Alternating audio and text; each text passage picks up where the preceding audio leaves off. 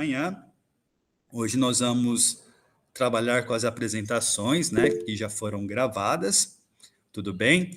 E ao final das apresentações, nós vamos abrir o espaço aqui para questionamentos e discussões, certo?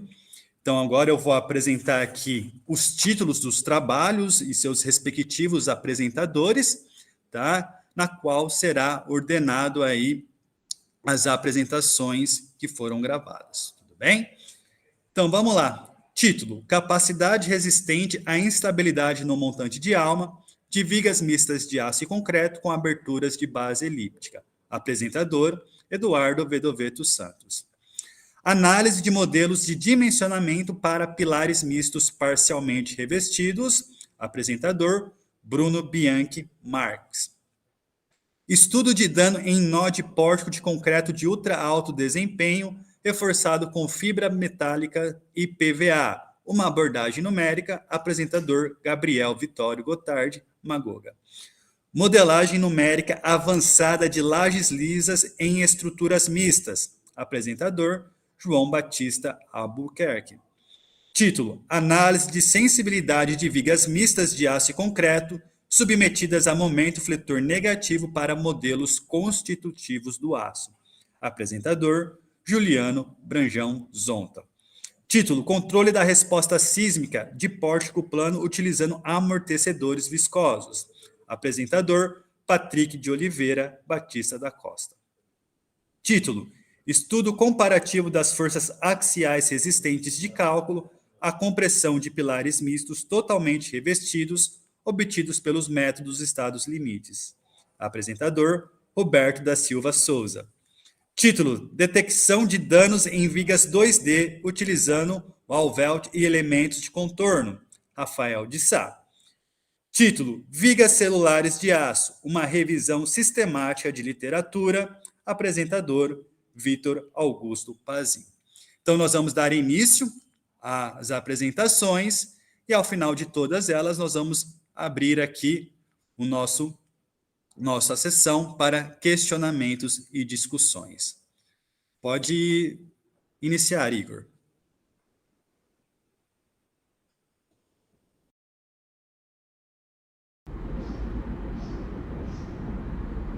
Oi, pessoal, tudo bem com vocês? Satisfação enorme estar aqui, podendo apresentar um pouquinho do nosso trabalho para vocês. Então, sou o acadêmico Eduardo Vedoveto Santos, acadêmico do mestrado aqui na Universidade Estadual de Maringá, orientado do professor Dr. Felipe Piana e do professor Dr. Carlos Humberto Martins. E o nosso estudo trata da capacidade resistente de vigas mistas de aço e concreto com aberturas de base elíptica.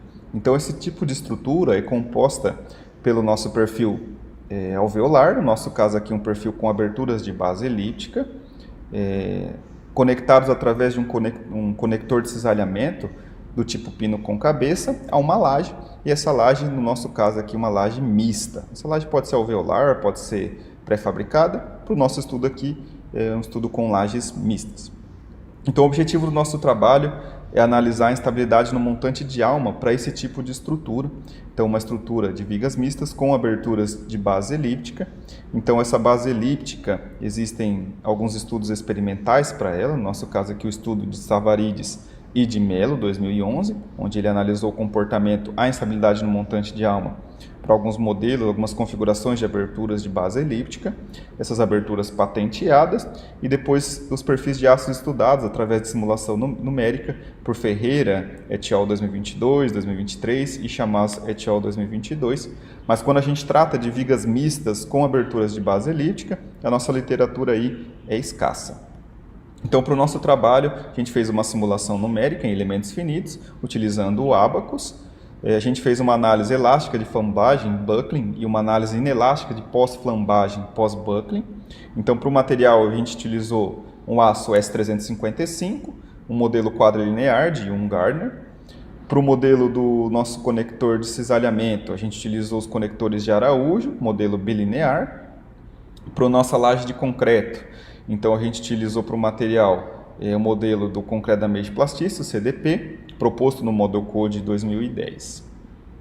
Então a gente fez dois tipos de validação de vigas de aço com aberturas de base elíptica e de vigas mistas celulares. para depois a gente trabalhar um estudo paramétrico. Então, para os modelos de viga de aço com aberturas de base elíptica, a gente aplicou as condições de contorno. Então, fizemos os travamentos nos apoios, e os travamentos dos deslocamentos horizontais e rotações longitudinais no eixo Z e X na parte superior, e aplicamos uma carga no centro da estrutura. Para nossa discretização, então utilizamos um modelo S4 reduzido, uma integração reduzida, um modelo de casca, um modelo Shell, com malha de tamanho 10 milímetros.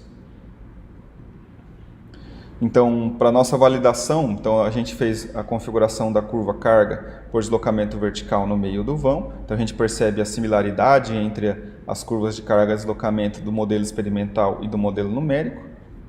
Então, os dois primeiros ensaios. Para os modelos com abertura de base elíptica, os modelos B, de Tsavarides e de Mello, então também a gente percebe a similaridade entre os nossos modelos, entre a nossa configuração. Para os modelos de vigas celulares mistas de aço e concreto, então também aplicamos condições de contorno. A gente aproveitou um pouquinho aqui da metodologia do software, aplicamos a condição de simetria, então bem no centro do vão, para ganhar um pouquinho em processamento, já que os nossos vãos aqui são um pouco maiores, são de 4,5 metros e de 7 metros, então para ganhar em tempo de processamento, aplicamos essa condição de simetria. No topo da nossa laje, aplicamos a condição de travamento dos deslocamentos horizontais. Aplicamos aqui duas condições para as nossas vigas. Para a de Nadiai, uma validação com deslocamento, para a de Miller, uma validação com carga. E na região do apoio inferior, a gente fez o travamento do deslocamento vertical. Então, para a discretização dos nossos vigas celulares mistas, a gente utilizou para o perfil de aço o modelo de elemento S4 com integração reduzida de 10 milímetros. Para os outros, para o conector de cisalhamento, para a laje e para o atuador, utilizamos o modelo sólido, então com o elemento S3D8 com integração reduzida. Então, para a laje de concreto, 30 milímetros, para o atuador, 20 milímetros e para os conectores de cisalhamento, 4 milímetros. Também encontrados aí na literatura esse tipo de condição. Então, aqui para a nossa validação, primeiro dos estudos de Nadiai. Então, a gente também percebe aqui que são os modelos que a gente chamou de CCB1 e CCB2, e a gente percebe uma configuração similar entre as curvas carga e deslocamento do modelo experimental e do modelo numérico. Isso também ocorre para os modelos de Miller, então CCB3 e CCB4. Também a similaridade entre os comportamentos das curvas carga e deslocamento. Então, validado o modelo experimental de vigas de aço e de modelos de vigas celulares, a gente propôs então um estudo paramétrico, onde a gente avaliou 45 modelos em elementos finitos, isso aqui para os modelos CCB1, CCB2 e CCB3, então para as mesmas configurações, e a gente fez uma variação de raio de abertura, de largura de abertura e de largura no montante de alma. Então fizemos um estudo paramétrico de 15 modelos para 3 configurações de estruturas.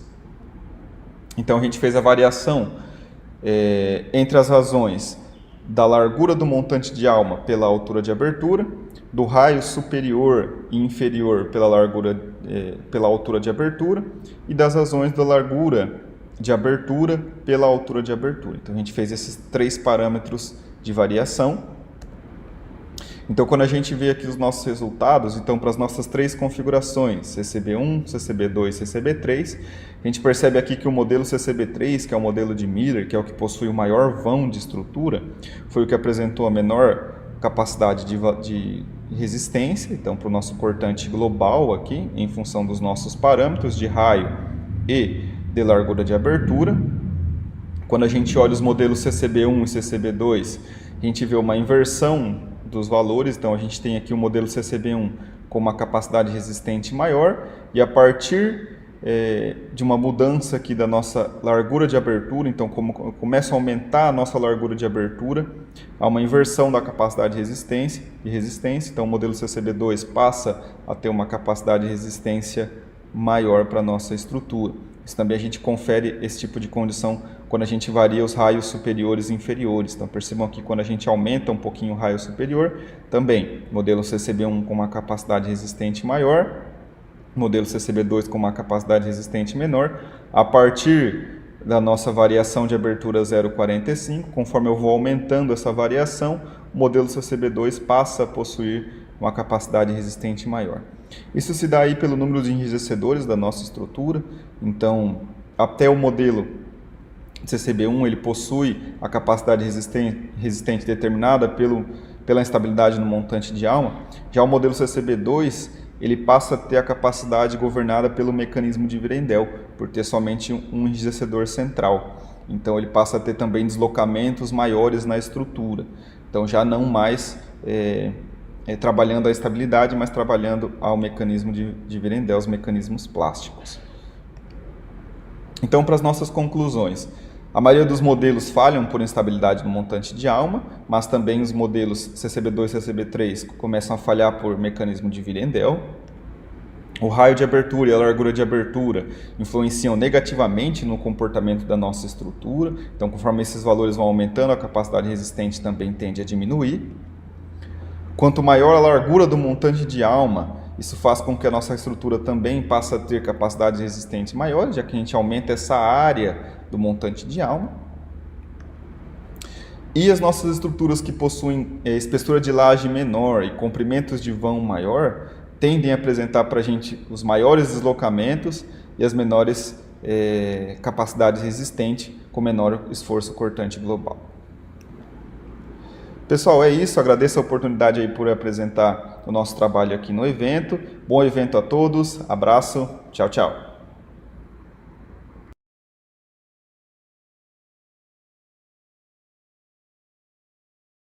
Bom dia, meu nome é Bruno Bianchi Marques. Estou aqui para apresentar meu trabalho realizado em conjunto com os demais pesquisadores, cujo tema é a análise de modelos de dimensionamento para pilares mistos parcialmente revestidos. Então, já é de conhecimento geral que a associação do aço com o concreto nos permite produzir elementos de maior capacidade resistente e com melhor desempenho. No entanto, novas alternativas para a produção de pilares mistos parcialmente revestidos, assim como ocorre em outras seções, como as preenchidas e revestidas, vêm surgindo nos últimos anos e fala aqui especificamente do uso de fibras de aço e agregados reciclados no concreto. No entanto, a validação de modelos de dimensionamento diante dessas novas aplicações ainda segue pouco explorada, falando aqui especificamente da seção que eu estou tratando. Nós decidimos abordar dois modelos de dimensionamento, da norma brasileira NBR 8800-2008 e o da norma europeia, o Eurocode 4 de 2004. Então, as duas normas consideram que a resistência do elemento é dada pela soma da contribuição individual de cada um dos materiais, ou seja, do perfil de aço, do concreto e das barras de aço.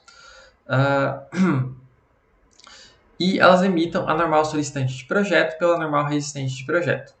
A norma brasileira, em relação aos momentos vetores, ela olha diretamente para a interação dos momentos vetores nas duas direções, enquanto a norma europeia ela olha primeiro para cada uma das direções e depois ela olha para a interação dos momentos nas duas direções. Em relação aos momentos devido às imperfeições equivalentes, as duas normas usam as mesmas expressões para determinar esses momentos. No entanto, eu destaco aqui que apenas a norma europeia considera o fator K de amplificação dos momentos vetores para considerar os efeitos de segunda ordem no pilar no momento solicitante de projeto. Então, apenas a norma europeia maximiza o momento solicitante de projeto.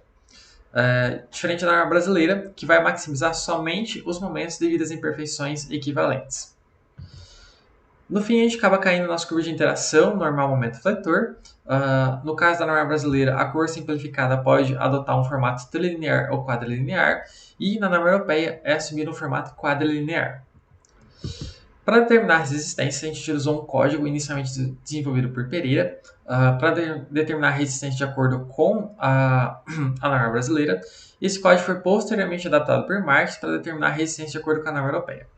Desse código, dado um passo de carregamento I, a gente tem uma normal solicitante NSTI e um momento solicitante MSTI. Nós encontramos então lá na curva de interação um momento MRDI resistente para essa mesma normal NSTI e calculamos o fator μ dado pela razão entre o MRDI e o momento de plastificação da seção transversal. E por fim, a gente aplica esses valores encontrados nas equações mostradas no slide anterior e verificamos se são atendidas as condições normativas.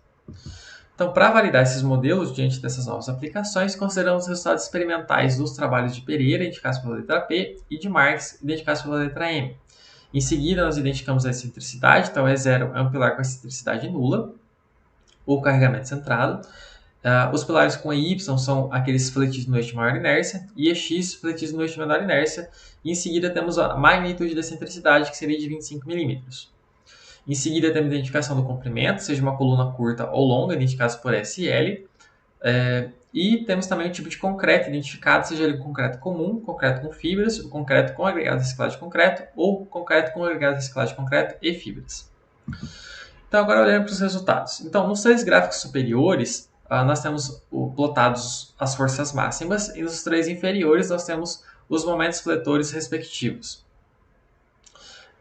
E são plotados aqui os resultados experimentais, as previsões de norma e as previsões de normas sem considerar as imperfeições equivalentes.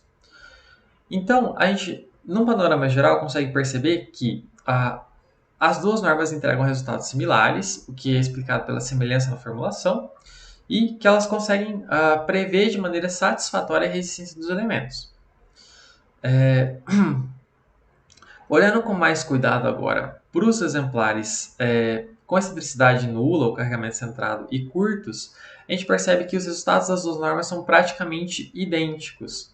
Enquanto que quando olhamos para os exemplares flexo-comprimidos, que são esses 3 e esses 4 aqui, a gente nota uma disparidade maior entre as previsões de norma. Então, a explicação para isso é que, embora haja uma semelhança nas formulações, no caso dos pilares flexo-comprimidos, essa disparidade maior é explicada pelo fator K, porque como a gente tem uma excentricidade inicial no carregamento, vamos ter um momento ali, e a norma europeia ela maximiza esse momento pelo fator K para considerar os efeitos de segunda ordem. Então, como consequência, a gente vai ter uma redução da força máxima e um aumento do momento fletor que estaria atuando para a norma europeia.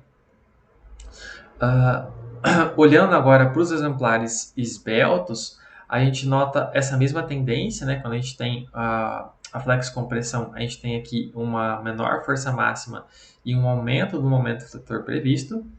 E nós notamos também nos exemplares esbeltos um maior desvio entre o resultado experimental e as previsões das normas. Isso é explicado, né, pode ser associado às imperfeições equivalentes, que estão melhor ajustadas aos pilares menos esbeltos do que para os pilares esbeltos. Mas isso é razoável, já que é esperado um maior nível de conservadorismo na previsão de resistência de pilares mais esbeltos. Olhando agora com mais cuidado para os efeitos das imperfeições e dos efeitos de segunda ordem, então a gente está aqui plotando um resultado, né, para um pilar de Pereira, que está fletido no eixo de menor inércia por uma excentricidade de 25 milímetros, e é um pilar longo, com concreto convencional. Então, nós temos aqui nessa curva azul vazia, que quando a gente retira as imperfeições equivalentes da norma brasileira, a gente tem uma resposta linear, e essa resposta linear leva a um resultado extremamente contra a segurança.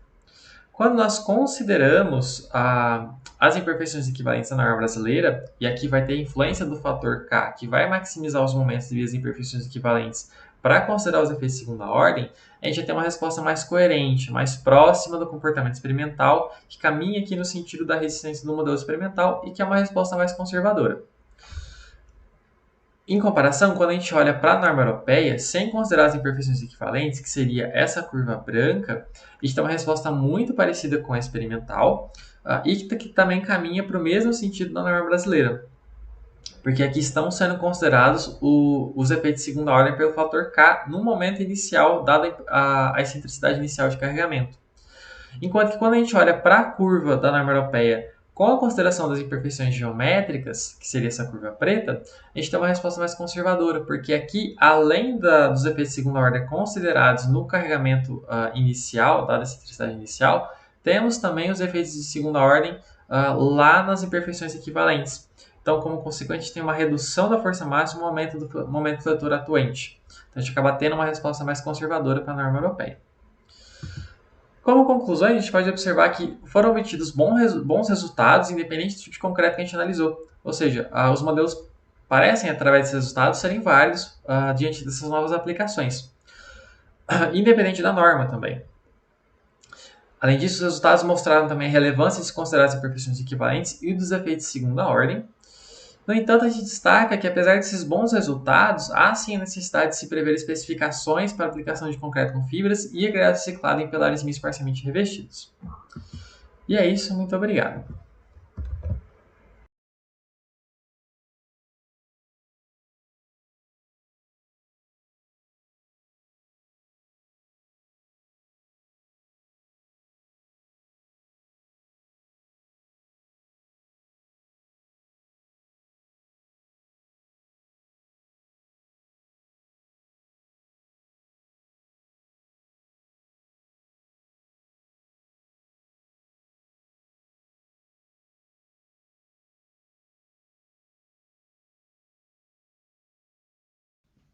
O estudo de dano em nó de pórtico de concreto de alto desempenho, reforçado com fibras metálicas e PVA, foi motivado dada a criticidade das ligações em nó de pórtico para o desempenho das estruturas. Dado que as estruturas estão sujeitas a cargas estáticas, dinâmicas e sísmicas, e que a falha das conexões pode levar ao colapso total, é muito pertinente encontrar modos de melhorar o desempenho desses elementos, consequentemente, melhorar a segurança e o desempenho da estrutura como um todo.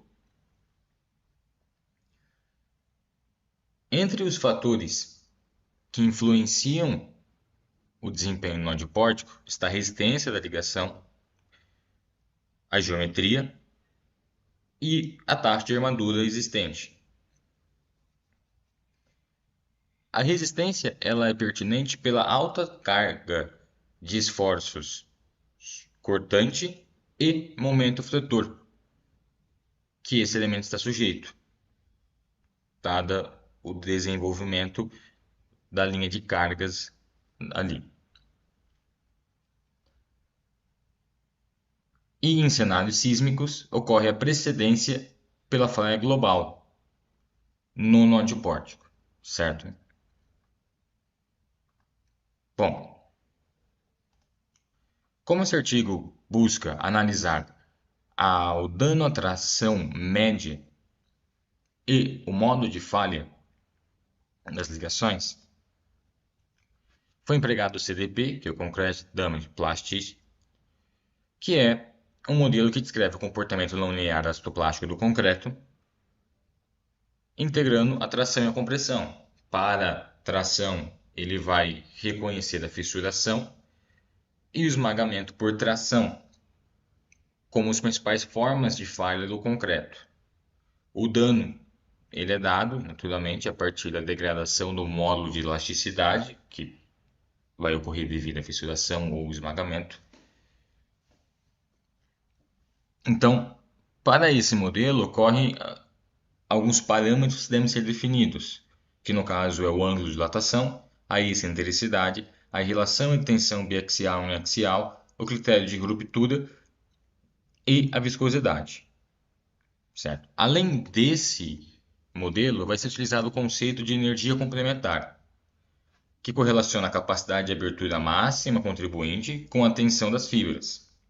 Ela vai servir para avaliar o efeito das fibras na capacidade de deformação, enquanto a fibra se encontra em processo de arrancamento da matriz. Recomendo fortemente a leitura do artigo, onde vai ter mais detalhada essas informações e os valores numéricos e também as referências, certo? Para a modelagem, vai ser utilizado o modelo de nó de pórtico dessa análise é fundamentado no estudo desenvolvido pelo Silveira, em 2023. Então, é um modelo expandido e calibrado por ele, baseado no experimental do COSCUM, 2020. O experimental ele é demonstrado nessa imagem aqui. Percebe-se que tem a armadura, armaduras verticais longitudinais, armadura de cisalhamento e dois steps. Primeiro é aplicada uma força de 20 kN no pilar e depois é feito no ponto P2 um deslocamento de 60 mm nesse ponto da viga.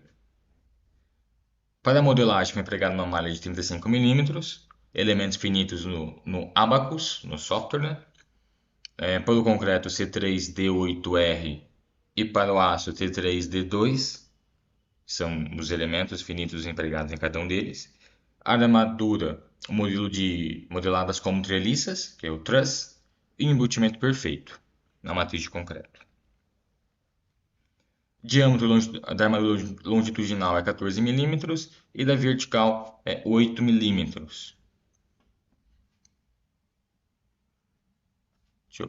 Tá. Para o comportamento de tração, utilizou-se o modelo de Abrition-Bath, 2019. Para o comportamento da compressão, o modelo de carreira Schuh foi empregado, com reajuste determinado por Kral, da deformação de pico, que é direcionado para o UHPFRC. Além do mais, o modelo de CDP, o modelo de dano simplificado, foi utilizado e adotados ali os parâmetros presentes na pesquisa de Kurbach e Spick e 2017 e Spick 2008, calibrados por Kral também em 2018. No artigo é encontrada a tabela com os parâmetros também utilizados. Dado a limitação de tempo, não vou me prolongar muito. O concreto utilizado foi com 135 MPa na simulação.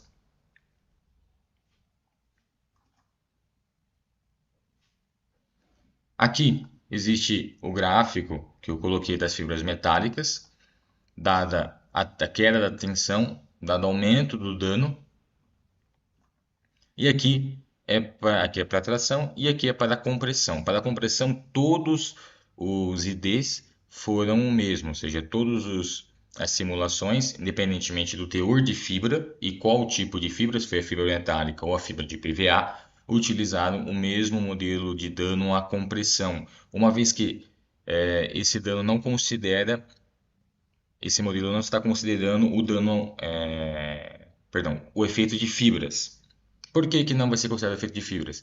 Porque não é o intuito do artigo analisar o dano à compressão, e sim o dano médio à tração. Então, para simplificar a análise, foi utilizado o modelo à compressão que não tem a influência das fibras. Bom, para os resultados, podemos apontar aqui dois comportamentos. O primeiro comportamento é que o dano é inversamente proporcional ao aumento do dano, é inversamente proporcional ao aumento da fibra, ou seja, quanto maior a porcentagem de fibra, independentemente do tipo de fibra, menor será o dano apresentado no nó de pórtico. Outra coisa seria que a energia complementar, que é dado por esse aqui, é diretamente proporcional ao aumento de fibra, ou seja, quanto maior a porcentagem de fibra, maior vai ser a energia complementar. Certo? Outra coisa que é perceptível aqui seria que todos os pórticos apresentaram uma falha que se predomina a flexão, uma falha predominante por flexão. Entretanto, tem uma diferença nítida, que nas fibras metálicas, que são as representadas por azul, ocorreu uma concentração do dano no nó de pórtico, enquanto nas fibras de PVA ocorreu uma dissipação desse dano pelo pórtico. Então, essa é uma constatação que, na minha opinião, é muito interessante. Nós temos também que cada dano pode ser descrito pelas equações e, novamente, um comportamento decrescente conforme o aumento de fibras.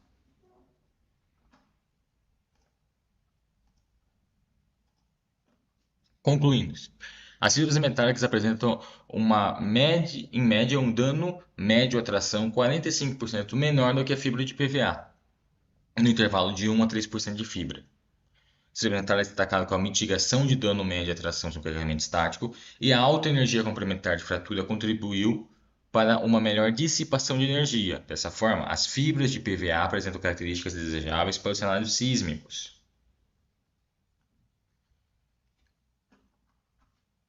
Bom, agradeço a atenção de todos. Qualquer dúvida pode ser mandada no meu e-mail, estarei respondendo. e desejo um excelente evento para todos. Obrigado.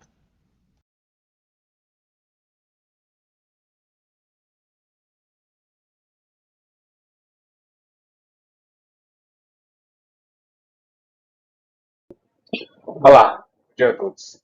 Dando início à defesa do artigo, agradeço de antemão.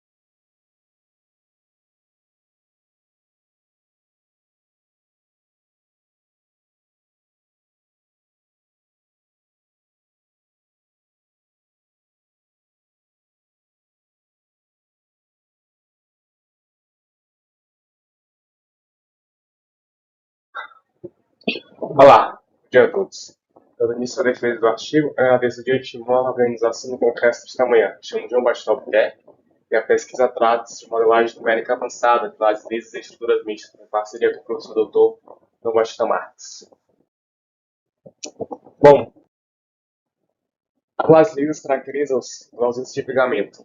Então, a laje pode ser lisa do tipo nervurado, como na imagem, realizando o traçamento do componente substituído por algum material inerte, ou deixada vazia, gerando economia no uso do concreto. De tal forma, esse sistema construtivo garantiu inúmeras vantagens: integração com os projetos arquitetônicos, a maior liberdade para a criação de distintos espaços internos e para os projetos complementares, otimizou-se a compatibilização entre eles. Mas apesar das vantagens, o comportamento da estrutura alterado, a distribuição de esforços sofre modificações. Desse modo, construções mais lisas são mais sensíveis às cargas horizontais, mas a questão central desse tipo de estrutura está na ligação laje-pilar e a convergência de tensão nesse espaço, que por ser elevado, suscetível à cobertura da laje por pulsão. Assim, a pulsão caracteriza-se por uma altura frágil e abrupta, ocorrendo a perfuração da laje pelo pilar, dada a elevada tensão de cisalhamento na região.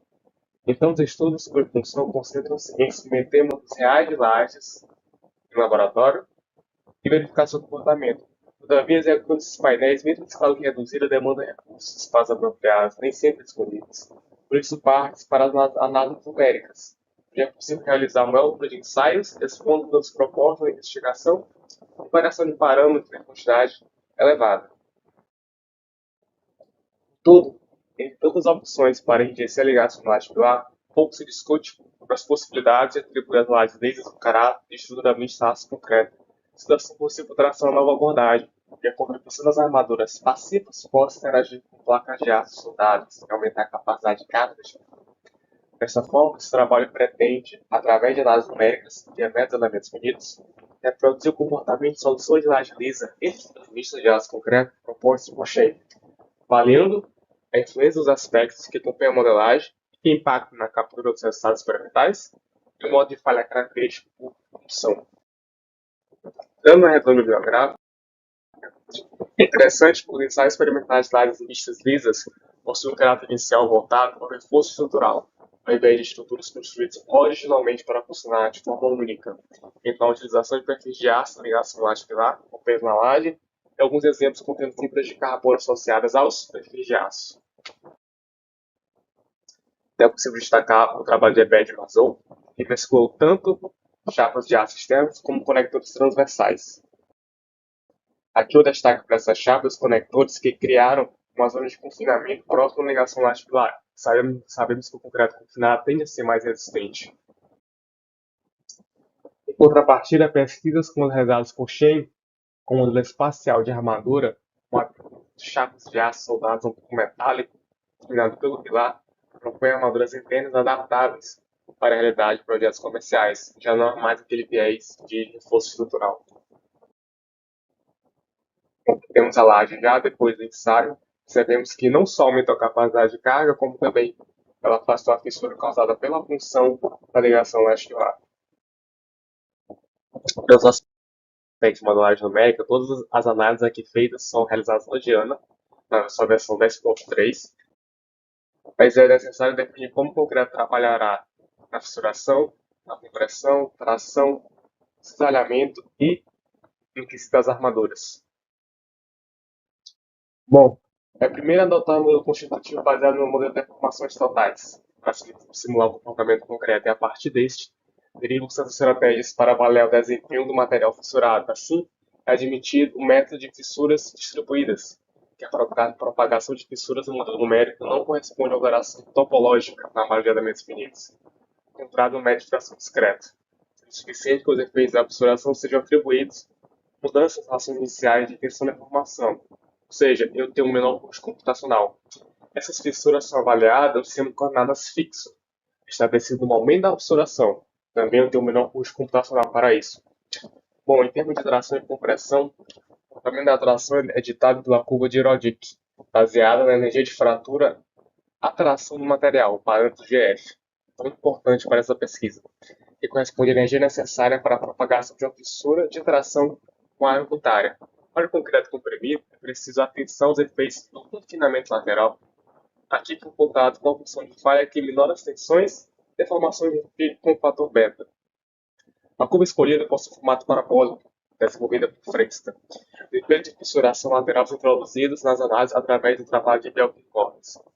Então, o comportamento de cisalhamento concentra-se na redução do modo de rigidez após a fissuração, através do fator de retenção constante beta igual a 0,01, utilizados na pesquisa. E por fim, as armaduras, que são adotados o critério de plasticidade de Mises. Tratando especificamente das armaduras, todas elas são tratadas como modelo incorporado, ou seja, está completamente embutida dentro do material, chamado aqui de elemento mãe. Por esse motivo, o cálculo dos deslocamentos é feito em função do elemento envolvente. Logo, considera-se a total aderência entre os dois materiais, a total possibilidade de liberdade próprios, não há interferência na discretização da malha, apesar da sua presença, conferir rigidez extra ao sistema. Assim, o modelo incorporado permite tanto o tratamento das armaduras com barras como na forma de grid. E esse formato na forma de grid vai ser extrapolado para representar as chapas de aço presentes nas lajes. Bom, relembrando o ensaio do Shen, ele ensaiou uma série de lajes lisas, de mãos simétricas sobre pilares internos. Cada tipo de armadura estudada também foi incluído o segmento do pilar. Ao todo são 5 espécimes, sendo uma delas o modelo de referência. Nós temos o ensaio. Bom, dentro do Diana, inicialmente busca-se preservar a maior quantidade de características do ensaio original. Dessa forma, para reduzir o custo computacional, apenas um quarto da laje é modelada, proporção que é válida para o pilar e demais armaduras. As regiões de fronteira são impostas restrições que mantêm o equilíbrio do sistema. E o carregamento aqui é imposto com o deslocamento prescrito, onde o ensaio original seria a placa de carga que recebe o carregamento do macaco hidráulico. Para a calibração do modelo é realizado análise de convergência, utilizando a referência do espécime PSZ, que servirá de base para as demais. Testado ao todo 6 malhas, com diferentes graus de discretizações. Partes de um elemento linear, o HX24L, em seguida um elemento quadrático, CHX60 de 20 nós. Destaque-se que a dimensão do elemento sempre em função do tamanho do pilar, com o intuito de configurar uma malha sem distorções. Bom, entrando na parte de resultados, nós temos a figura carga de deslocamento para lá de PSC0, restante das malhas B e D, que aliaram o menor tempo de processamento junto com um comportamento semelhante ao ensaio original, com diferenças menores que 0,5%. Também destacada a deformação média medida na armadura de flexão tracionada, evidenciando que o modelo incorporado pode ser utilizado na laje com benefícios da análise sem apresentar grande custo computacional. E a partir da malha D, são realizadas novas análises para os outros espécimes de laje, oferecendo os critérios para cada material, fazendo adequando as características do concreto. O comportamento da estrutura e a influência da presença do Spatial Structural Panel é capturado na análise, e o aumento da ductilidade e da capacidade resistente das lajes. Contudo, a energia de fratura-compressão, a função da energia de fratura-atração, é determinante para que a laje falhe por pulsão ou flexão. Para todos os espécimes, o valor de GC igual a 250 vezes de E, leva a cargas resistentes maiores no ensaio experimental, se necessário redução para até 75 de F, para que o modelo concorde com o ensaio de referência. Também presente nas lajes com maior FCK, então PC3 e PC4.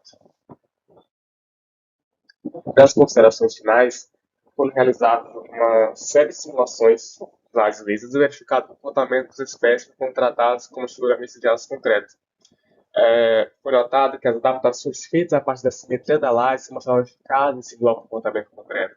capturando a capacidade de carga da laje, como atingir valores próximos e rigidez com deslocamento vertical das espécies, destacando que a energia de fratura a compressão do concreto influencia o modo de falha da estrutura, por torção ou flexão. Para essas culturas, sugere-se o estudo da ligação laje-pilar, composto assimétricos e uso de concreto de alta resistência.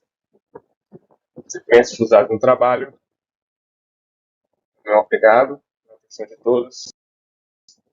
Agradecimento especial à Universidade Federal do Ceará e à FUNCAP, que financiou esta pesquisa. Bom dia.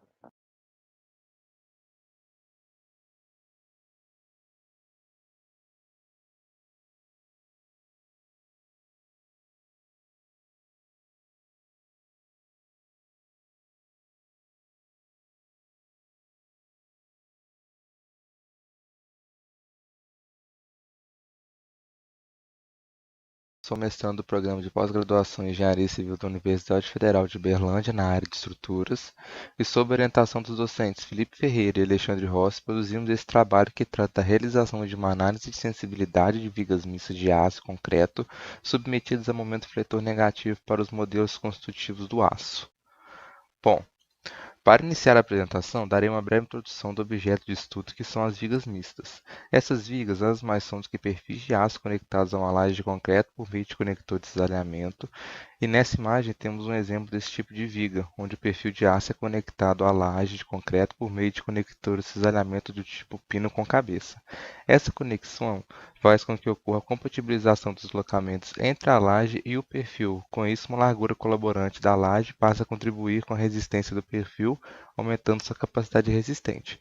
Outro tópico a ser discutido são os modelos construtivos, que nada mais são do que representações matemáticas que descrevem o comportamento do material utilizados para simular o comportamento mecânico de materiais e estruturas em análise de elementos finitos. Bom, agora serão abordados os modelos construtivos utilizados nessa análise de sensibilidade. Iniciando com o modelo de Earls, de 1999, esse modelo foi proposto a partir de ensaios experimentais em perfis de aço de ângulo único, as famosas cantoneiras. Os perfis eram de aço convencional com resistência ao escoamento de 345 MPa. Trata-se de um modelo linear por parte de tensão-deformação, onde no eixo X as deformações nos pontos de interesse são definidas por um coeficiente fixo multiplicado pela deformação plástica do material. Também é possível observar que o encruamento do aço é simplificado por meio de uma região bilinear. O outro modelo construtivo abordado no artigo é o modelo de Young e Gardner, de 2007. Os pesquisadores se basearam em 500 curvas experimentais de tensão-deformação de diversas fontes para propor dois modelos, o modelo quadrilinear e o modelo bilinear. A diferença dos modelos está na captura da resposta estrutural durante a fase de encruamento do aço. O modelo bilinear faz uma captura mais precisa dessa perda de rigidez, enquanto o modelo quadrilinear é uma simplificação. Para esse artigo foi utilizado para a análise de sensibilidade do modelo quadrilinear, já que uma abordagem simplificada já era suficiente.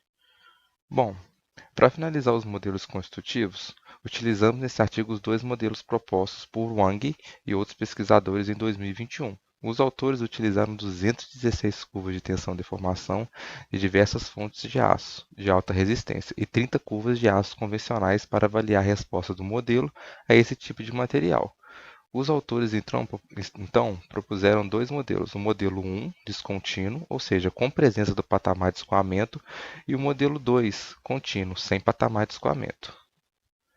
Bom, aqui podemos observar bem a diferença entre esses dois modelos. O primeiro, descontínuo, pode-se observar a presença do patamar de escoamento, e quando comparado ao segundo modelo, podemos ver que após o material atingir uma tensão última, a perda de resistência ocorre de forma menos abrupta. Para esse artigo, utilizamos os dois modelos para a realização da análise de sensibilidade. Vamos falar agora sobre a modelagem numérica e as condições de contorno adotada para a análise. Utilizamos o SoftArgos para a realização das análises e para a condição de contorno e validação dos modelos foi utilizado os ensaios experimentais de Tong de 2014, o que é apresentado aqui nesse slide. Essa condição de contorno foi escolhida pois podemos observar que na região central da viga entre os apoios, a viga é submetida apenas à flexão negativa pura, situação para a qual a análise de sensibilidade foi proposta. Os autores realizaram ensaios experimentais em 4 vigas mistas nas mesmas condições de contorno apresentadas anteriormente, e na tabela 1 é apresentadas as propriedades geométricas de cada uma dessas vigas. Vale destacar o comprimento destravado de cada uma delas, com uma viga de 3 metros entre os apoios e outras 3 vigas com 4,2 metros entre os apoios.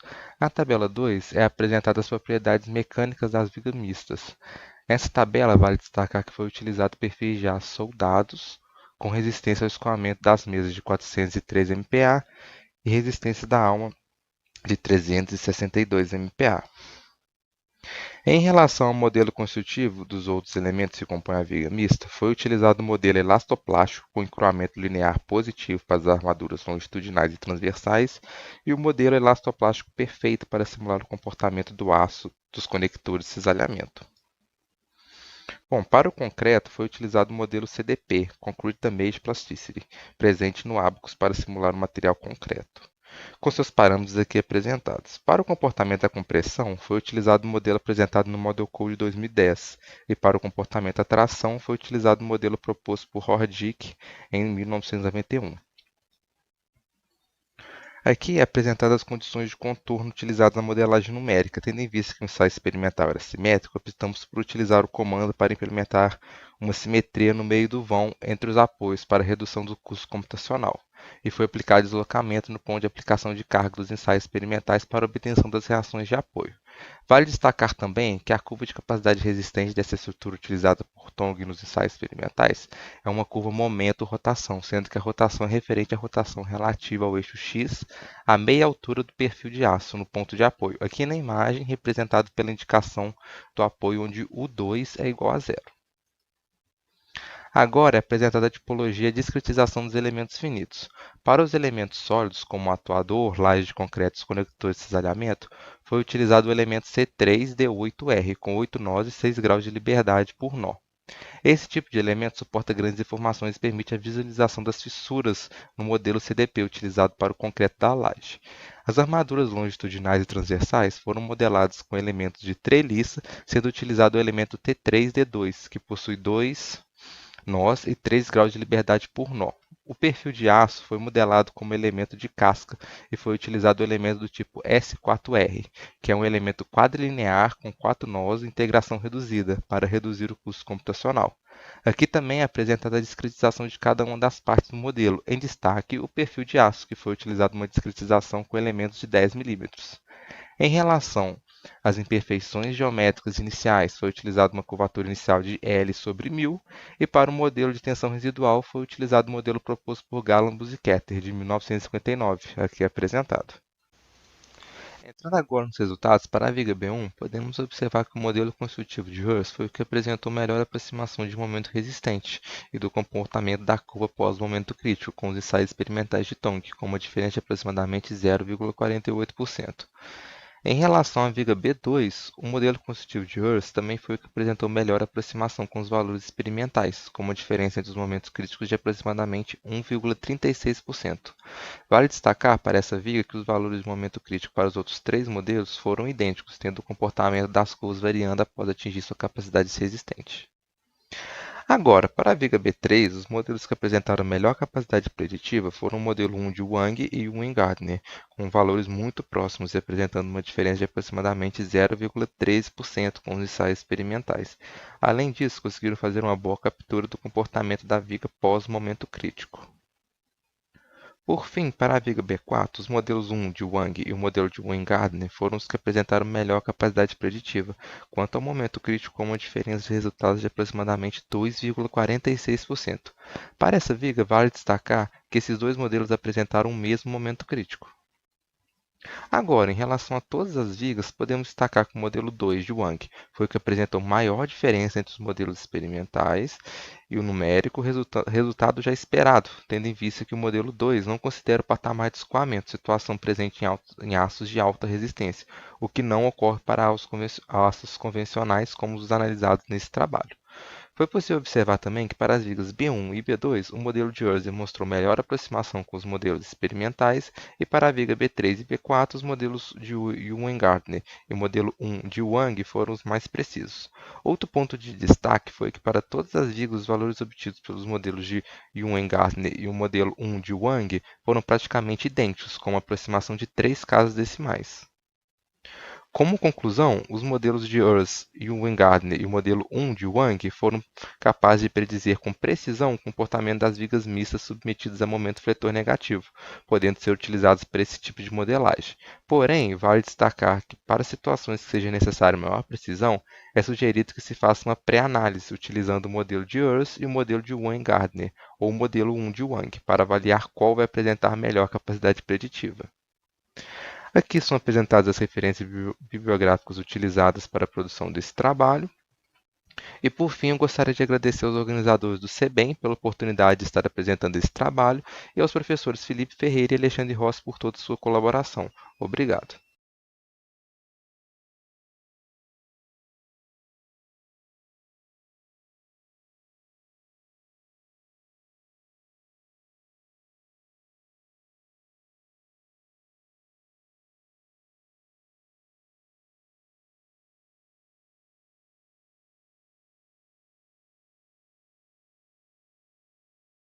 A todos, prazer, sou o Patrick, um dos autores desse trabalho, juntamente com os meus colegas Lucas e Arthur.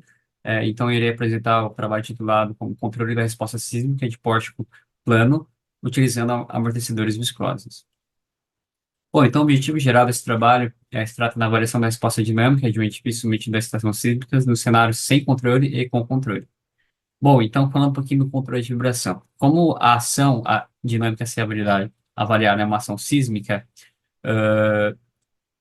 consequentemente, a resposta dela vai ser a vibração na estrutura, e para isso, então, existem diferentes filosofias de projeto para avaliar quando o sismo ocorre na estrutura. Um deles, vou citar aqui, que é o projeto sísmico baseado no movimento, que basicamente introduz dispositivos de controle de vibração para atenuar a resposta, como o extrato de voltagem, então, a mitigação das vibrações e também, em consequência, a redução dos danos permanentes, né, permitindo que a estrutura ela se enquadre aí no regime elástico e seja possível de ser utilizada e operada após o evento.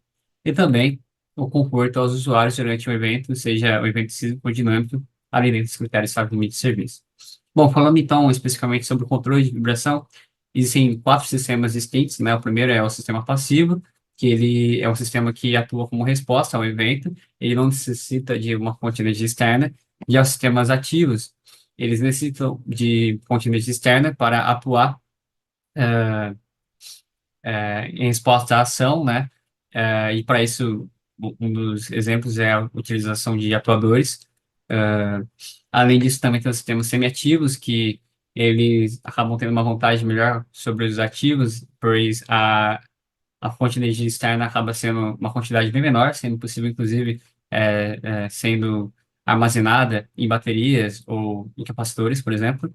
E existem também os híbridos, que é uma combinação dos sistemas passivos e ativos ou sistemas passivos e semiativos, por exemplo. No caso desse trabalho, iremos apresentar sistemas passivos, né, com diferentes e sistemas passivos existem diferentes tipos de estratégias para isso. No caso, iremos apresentar a estratégia de dissipação de energia através dos amortecedores viscosos. Então, falando um pouquinho mais sobre os amortecedores viscosos, aqui a gente vê também a equação geral que rege o amortecedor viscoso, né? Então, a força dissipativa para o amortecedor viscoso ele leva em consideração o coeficiente de amortecimento, né?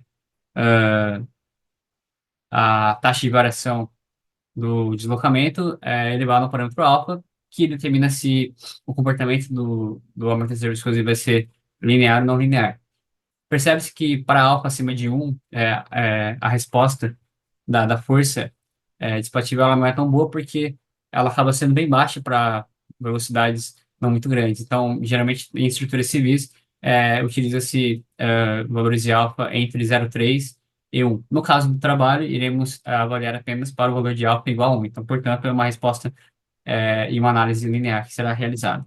Então, falando um pouquinho sobre o estudo de caso, né, objeto de 7 pavimentos, em aço. A modelagem numérica é feita em limites finitos.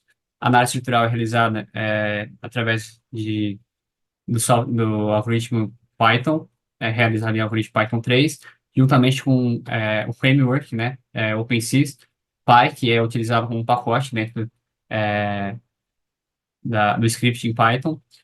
E esse framework é utilizado por diversos pesquisadores do mundo, especialmente na tratativa de análise sísmica, por exemplo. A ação dinâmica é um sismo de um evento real, e o tipo de análise será realizada uma análise estática para verificar o equilíbrio, né, do peso próprio mais da carga variável. Também é feita a análise modal para capturar as propriedades dinâmicas e análise dinâmica linear no domínio do tempo. Os parâmetros gerais da estrutura proposta são esses que vocês podem verificar: seção das vigas, seção dos pilares, modo de velocidade, densidade, Poisson, peso próprio e carga variável. Os cenários avaliados sem controle e com controle. Nos cenários sem controle, não existe dispositivo de amortecimento viscoso instalado na estrutura, e as características da estrutura por cenário sem controle, com controle são iguais. Então, no caso, o modelo é pórtico plano, rigidez linear elástica, com elemento de viga Auger Bernoulli, e no OpenSys chama-se o elemento elástico mid-column para isso. A massa é consistente, a matriz de massa é consistente, a amortecimento estrutural obtida é através do amortecimento de Rayleigh, onde a taxa de amortecimento é de 1,5% para os dois primeiros modos. E a solução da equação é através da integração direta pelo método de Newmark, que é a aceleração média, que é incondicionalmente estável, com os parâmetros de 0,5 e 0,25. Então, no caso do cenário com controle, vocês podem verificar aqui que existe o amortecimento viscoso instalado no vão central do edifício, com os elementos sendo numerados, com valores de coeficiente de amortecimento distintos para cada elemento ali apresentado. E o material utilizado no PCS é o material viscoso. Então, falando da análise dinâmica, é obtido um sismo real, né, através dessa base de dados, com valor de magnitude, hipocentro e PGA apresentados na tabela ao lado. Verifica-se também que o acelerograma ele é um input no código, né, como ação. E vocês podem verificar aqui que a duração do evento é de 20 segundos e o passo de integração, né, o DT, é considerado de 0,02 segundos. Bom, então falando dos resultados e discussões, né, primeiro se obtém as propriedades dinâmicas, as frequências, primeiro e segundo modo, como vocês podem visualizar aí, e a resposta dinâmica em deslocamento no tempo, para o nó do edifício 32, que é o nó do topo, é verificado na imagem à direita, tanto para o cenário sem controle e com controle. Vocês podem verificar que ao longo de todo o evento a resposta ela é reduzida. Percebam que é plotado também a resposta para uma duração maior que 20 segundos, e vocês verificam que, no caso da resposta sem controle, observa-se um amortecimento estrutural sendo atuado ali, reduzindo ali a vibração da estrutura. No caso, para o cenário com controle, essa redução ela já acontece até mesmo antes dos 20 segundos.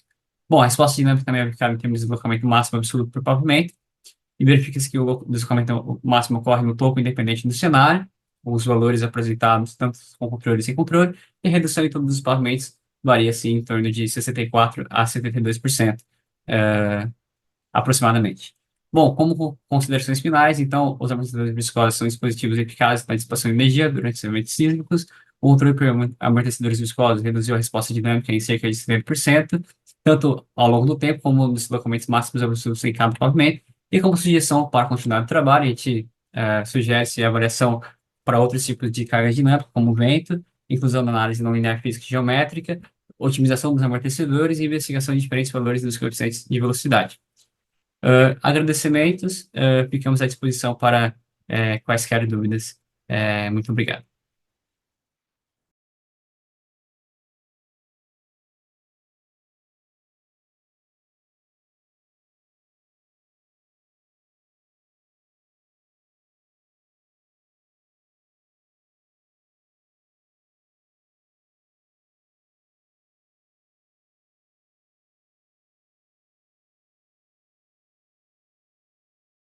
Olá, Bem-vindos ao primeiro Congresso Brasileiro de Estruturas Mistas. Meu nome é Roberto e hoje irei apresentar o trabalho que tem como tema o estudo comparativo das forças axiais resistências de cálculo à compressão de pilares mistos totalmente revestidos, obtidos pelo método Estados-limites, de acordo com a ABNT NBR 8800 de 2008 e a ISC 360 de 2022.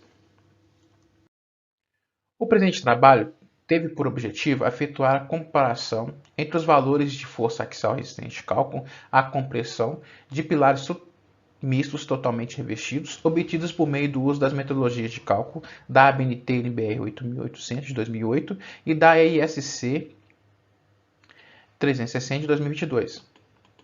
Os pilares mistos foram inicialmente utilizados de forma despretensiosa para situações de fogo na década de 40. No entanto, na década de 60 surgiram os primeiros estudos para o uso desse tipo de estrutura em edifícios altos.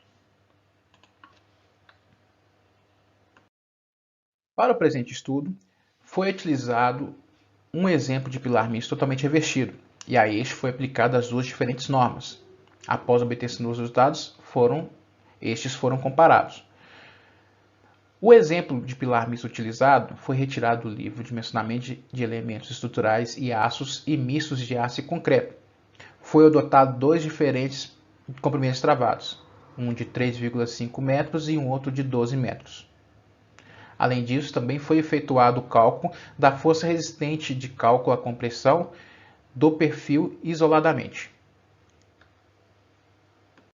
Conforme pode ser verificado na figura 3 do artigo, tanto para o cálculo da força resistente de cálculo à compressão de um pilar metálico quanto do pilar misto totalmente revestido, a norma ABNT 8800 de 2008 apresentou valores superiores à da ISC 360 de 2022. Além disso, verifica-se que há uma redução drástica da força resistente de cálculo à compressão com o aumento do comprimento travado. Por fim, há um ganho considerável que pode ser verificado nos gráficos, quando se transforma um pilar metálico em um pilar misto totalmente revestido, um ganho de cerca de 300%. Os resultados apresentados na aplicação de ambas as normas à mesma seção bruta, bem como ao mesmo comprimento estravado, demonstraram que a transformação do pilar metálico em pilar misto totalmente revestido proporcionou um ganho considerável de resistência à compressão. Foi observado também que os valores da força axial resistente de cálculo à compressão obtidos pela metodologia da ISC 360 são mais conservadores do que os obtidos pela IBNT NBR 8800 de 2008, sendo que o método LRFD é o que mais se aproximou da metodologia da ABNT NBR 8800, pois ambos os métodos o material trabalha fora do regime elástico, o que também explica o porquê os valores obtidos pelo método ASD apresentaram menores valores. Outro ponto a se observar foi que o ganho de força por centímetros quadrados de concreto, com o aumento do comprimento travado do pilar, reduziu consideravelmente. No entanto, ainda assim apresentou valores superiores ao perfil metálico isolado. Por fim, cabe ressaltar que a ABNT NBR 8800 de 2008 encontra-se em processo de revisão pela Comissão de Estudos de Aço e Mistas de Aço e Concreto, o que poderá proporcionar resultados diferentes do que os obtidos nesse trabalho. Muito obrigado.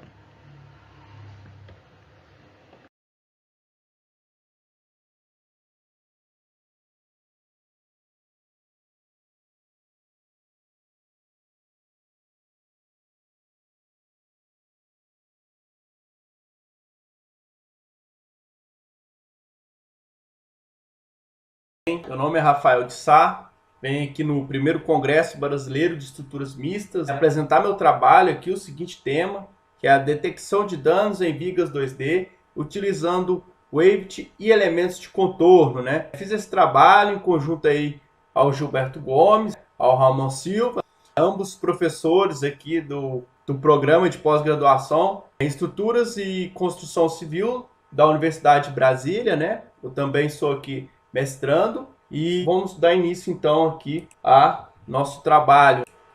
Bom, então vamos começar aqui a introdução. Por muito tempo se acreditou que as estruturas não precisavam de manutenção, né? Com o passar dos anos, vimos que não é bem isso. Que as estruturas sim precisam de manutenção, né? As estruturas começaram a sofrer degradação com o passar do tempo e algumas chegaram até o colapso, né? Devido à falta de manutenção, né? Aí a NBR 6118 começa aí a definir então o que é a vida útil de uma estrutura, né? Que basicamente define que a vida útil de uma estrutura ela é de acordo com aquele período de tempo que ela passa sem sofrer uma manutenção ou uma grande manutenção. É só pequenas manutenções, essas definidas aí pelo projetista ao longo da vida útil dessa estrutura e por cargas acidentais, né? Cargas aí de acidentes não previstos. Então, buscando esse mundo de manutenção, os pesquisadores começaram, então, vão começar a procurar ferramentas de diagnósticos e estruturas. Por exemplo, se eu estiver falando de uma ponte, né? Uma ponte aí tem vários vãos, um vão de 40 metros, de difícil acesso ou coisa do tipo, eu tenho que fazer uma inspeção. Então, como que eu posso iniciar essa inspeção? Então, começou a se procurar aí ferramentas numérico-computacionais para fazer aí uma análise para, pelo menos, começar a circundar o problema, né? Dessa detecção de danos. A gente sabe que quando tem um dano numa estrutura, vai ter uma perda de rigidez, né? Essa perda de rigidez aí vai provocar aí o quê? Mudança significativa nas análises modais e nas minhas análises estáticas, né? Resposta estática.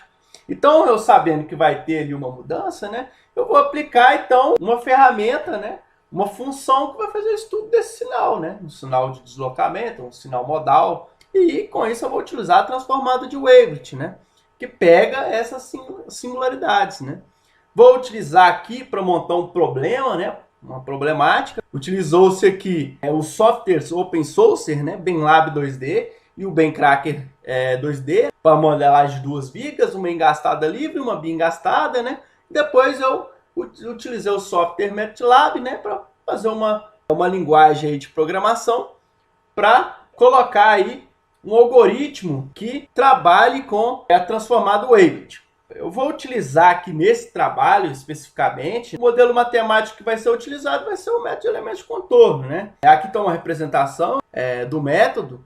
A gente vê aqui o corpo com dano e as condições de contorno, né? Aqui as condições de contorno, os carregamentos. Aqui a gente vê, então, o dano, né? A trinca. E a gente consegue fazer aqui a modelagem, né? Representar o dano, as condições de contorno. E por que a gente escolheu esse método? É um método simples, é um método fácil de fazer o modelo computacional e converge num resultado muito bom, muito positivo. E com isso a gente vai fazer a aplicação aí da função Weivelt, né?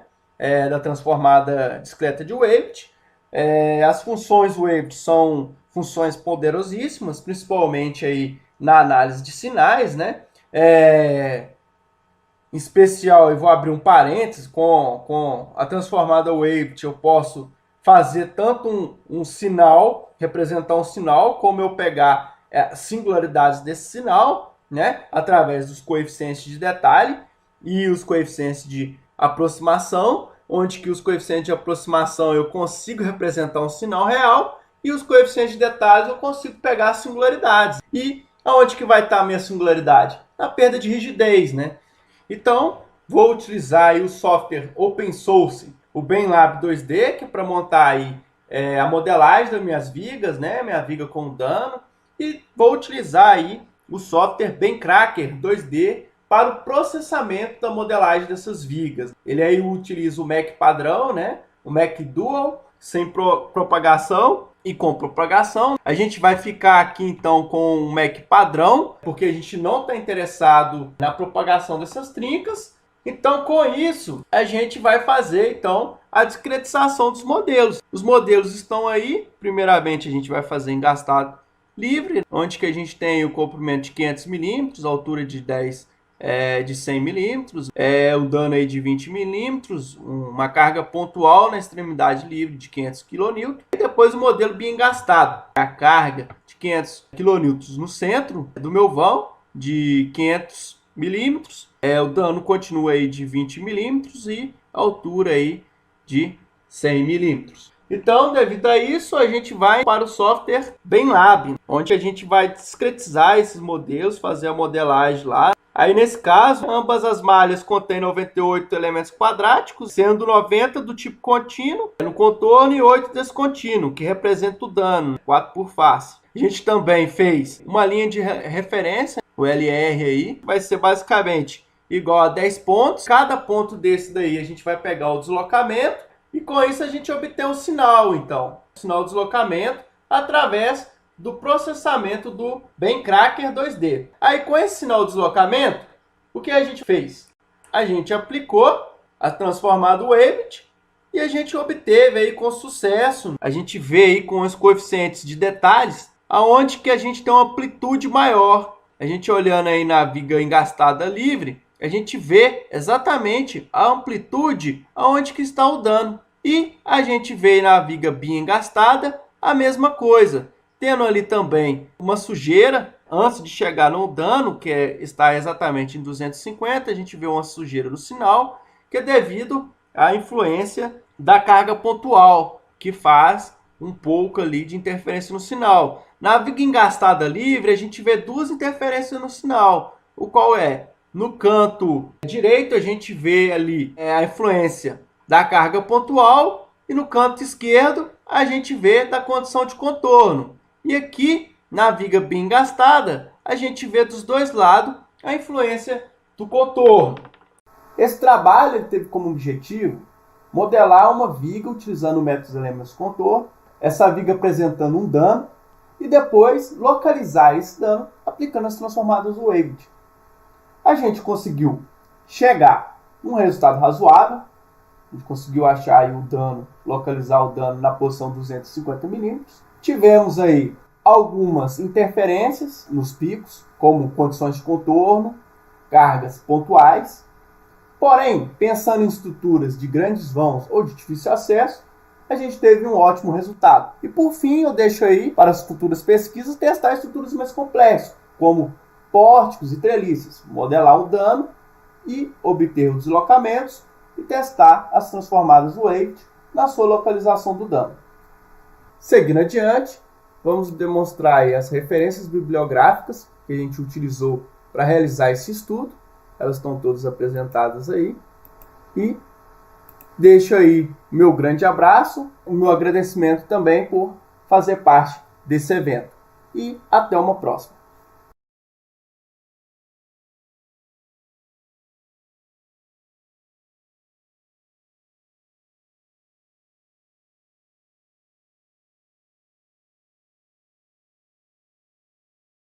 Pazin.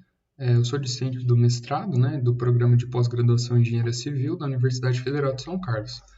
Hoje eu vou fazer a apresentação do artigo, que será publicado no primeiro Congresso Brasileiro de Estruturas Mistas. E o artigo ele foi composto por 3 autores, por mim, Vitor Augusto Pazin, pelo professor Felipe Piano Vendramel Ferreira e pela professora Silvana Dinardim. O nosso artigo ele é intitulado Vigas Celulares de Aço, uma revisão sistemática de literatura.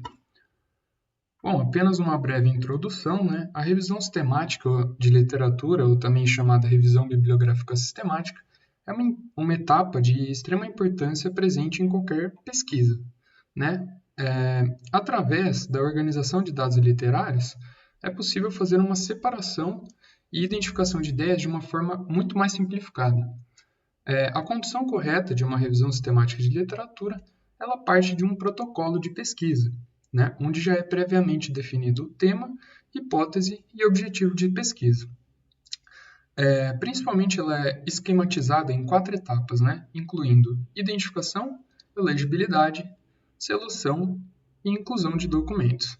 Essas 4 etapas elas estão diretamente relacionadas aos termos de busca, chamados strings, e as bases de dados.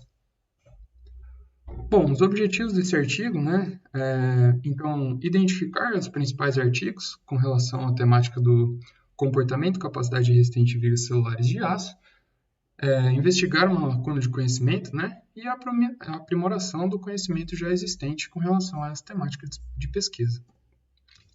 Bom, como metodologia, eu trago principalmente o fluxograma Prisma, né, metodologia Prisma, que é dividida nas 4 etapas que eu citei anteriormente. Né? Então, tem as strings e bases de dados, que são previamente selecionadas, tem o domínio e a abordagem, e conforme as etapas, né, seguindo as etapas, são atribuídos critérios de exclusão. Foi utilizado também a associação da técnica de meta-análise, né, que nada mais é do que uma técnica estatística para combinar e sintetizar os estudos literários. Ela é uma análise quantitativa que faz ela evidencia a visão completa com relação à temática. Bom, esse é o fluxograma Prisma, né? Então, eu trouxe ali as 4 etapas, né? Identificação, seleção, elegibilidade e inclusão. Ali tem as 5 bases de dados, né? Que eu realizei a minha pesquisa. E as strings, elas estão definidas no artigo. São diferentes strings que eu utilizei para englobar o máximo de documentos, né, acerca da temática apresentada. Bom, a identificação ela faz a ilustração dos registros encontrados. Então, é a somatória de cada registro baseada em todas as strings selecionadas, sendo n o número de documentos, né, encontrados. Somando todos os documentos, né, totaliza-se 611. E na fase de seleção, né, que é analisado o domínio do título, é feita a exclusão por duplicados, que são excluídos 263 documentos. É feita uma análise do título e são excluídos mais 217 documentos que não são relevantes à temática abordada. Posteriormente à seleção, parte-se para a etapa de elegibilidade, que é feita a inclusão dos critérios de exclusão, né, que eu vou apresentar posteriormente quais são. E nessa etapa, né, é feito primeiramente o domínio da leitura, do resumo e palavra-chave, e são feitas 73 exclusões. Então, 73 documentos são excluídos. Posteriormente, é feita a leitura completa dos artigos resultantes e foi feita mais 17 remoções, totalizando 90 exclusões. Na etapa de exclusão, então, são todos os artigos que foram incluídos, considerados como relevantes, totalizando 41. Bom, esses são os principais critérios de exclusão, né? São capítulos de livro, documentos do tipo index, enciclopédias, periódicos de revisão, artigos relacionados ao estudo do comportamento de pilares e colunas celulares, então focamos apenas em vigas, estudos com relação à característica morfológica ao celular de determinado material. Então, a base de dados da ScienceDirect, ela retornou muitos documentos, só que esses documentos eles foram de baixa relevância, né? Principalmente trazendo essas características morfológicas. Bom, vigas com outros tipos de abertura. Então, além das vigas celulares, existem as vigas angelinas, casteladas ou elípticas, né? Tem algumas outras também, mas acabamos excluindo, né, atribuímos esse critério de exclusão para essa revisão sistemática. Vigas celulares com reforço de qualquer tipo. Então, tem alguns estudos que estudam exatamente o reforço das aberturas, né? Acabamos excluindo. Artigos sobre estruturas sob ação de sismos, relacionados a estruturas em situação de incêndio também, com foco em estruturas mistas, utilizando modelagem numérica ou análise experimental a respeito de ligações, estudos de vigas celulares com variação de altura de seção transversal, e artigos com foco principal em análise estatística, então, onde o foco seria a utilização de redes neurais artificiais ou algoritmos. Aqui eu trago, né, a evolução de publicações, né? Então, número de publicações a cada ano. É possível identificar, né, o aumento de interesse relativo à temática de pesquisa. Então, é evidenciada por 2020, né, onde existem 7 publicações, sendo o ano com o maior número de publicações. Mas também nota-se, né, que embora 2015 também tenha sido um ano de publicações relevante, né, há um decaimento nos anos seguintes, de 2016, 2017 e 2018. Bom, é importante ressaltar, né, que em 2023 tem apenas 2 artigos, mas a pesquisa, né, nas buscas de strings nas bases de dados foi realizada em outubro de 2023. Bom, foi realizada também uma análise bibliométrica acerca da identificação e ocorrência das principais palavras-chave evidenciadas nos 41 artigos selecionados. Com isso, foi feito um mapeamento de palavras-chave utilizando o software VozViewer e obteve-se um retorno de 12 palavras-chave mais utilizadas, destacando os termos Cellular BIMs, Steel Structures e Stability. Bom, também foi feito um gráfico mostrando os 5 principais periódicos de publicação, evidenciando Journal of Constructional Steel Research, com 41% de publicações, seguido pela Thin-Walled Structures e pela Structures. Também foi feito uma avaliação, então todos os artigos foram avaliados e os 5 autores correspondentes e principais que se destacam acerca do estudo do comportamento e capacidade resistente de vigas celulares de aço são Panepojaman, Erdal, Tsavaridis, Sonk e Lawson. Bom, como conclusões dessa revisão sistemática, eu trago a identificação dos principais artigos relacionados ao tema, então nesse caso comportamento e capacidade resistente de vigas celulares de aço, que foi feita através da metodologia Prisma associada à meta-análise. Obteve-se um retorno de documentos com baixa relevância na busca da base de dados pela ScienceDirect. Foi feita uma ilustração de uma lacuna de conhecimento e uma escassez de estudos relacionados a aços de alta resistência, Então, a associação de aços de alta resistência em vigas celulares é apresentada em apenas 3 artigos dos 41 selecionados. Isso evidencia uma lacuna de conhecimento. E é feita também uma constatação dos principais autores e destaque para os modos de falha mais estudados. Obrigado.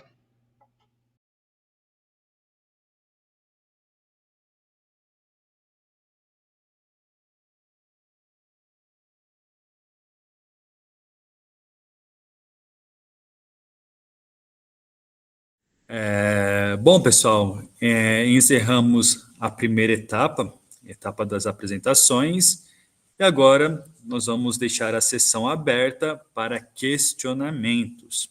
Vocês gostariam de fazer questionamentos em relação aos trabalhos que foram apresentados?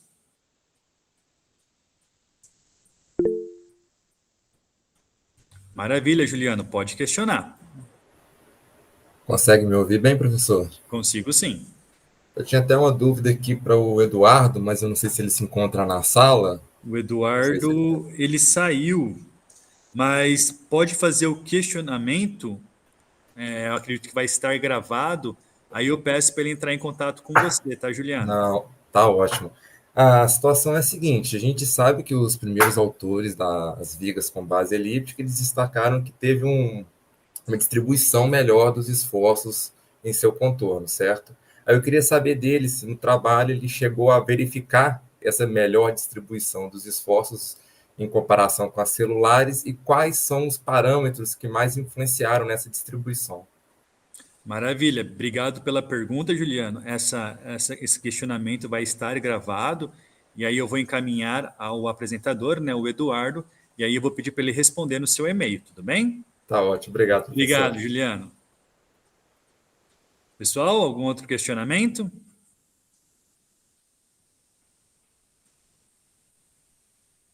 Bruno, Roberto, João, Vitor.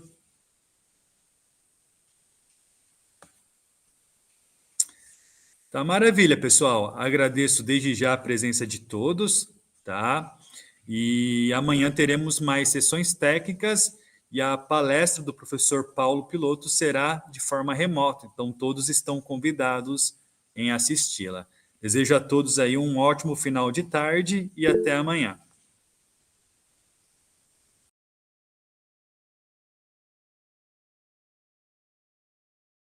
Falando aqui especificamente da sessão que eu estou